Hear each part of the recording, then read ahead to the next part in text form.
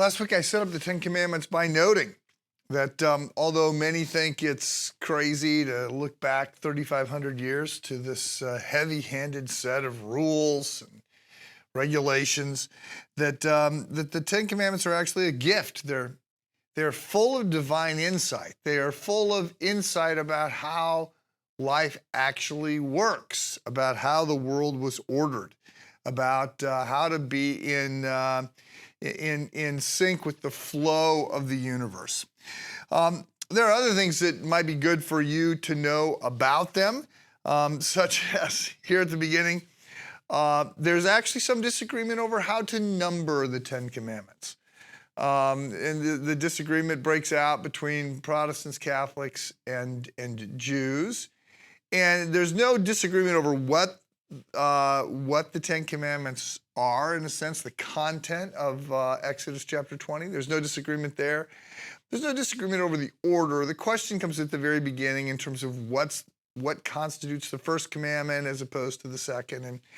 And look, it's a theological argument. It's an argument for theological nerds to engage in. I'm not going to drag you into this. Just know that you might look at a list of Ten Commandments on the wall at somebody's house and go, that's different than the list that I might have looked at. There's other things to remind you of. I'm a big advocate of saying that there's a grand positive behind every negative commandment we see in the Bible.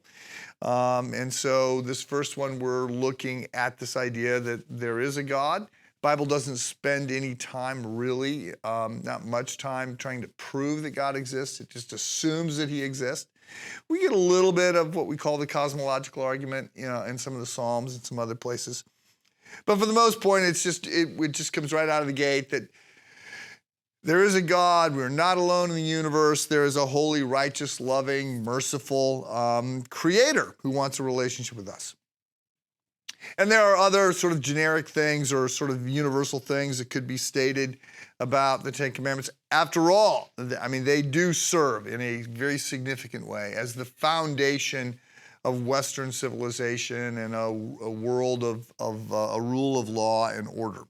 But this week, we begin now on the first of the Ten Commandments. Commandment number 1, and God spoke all these words, I am the Lord your God who brought you out of the land of Egypt, out of the land of slavery. You shall have no other gods before me. Now, I want to give a New Testament update to a New Testament reference to every Old Testament command.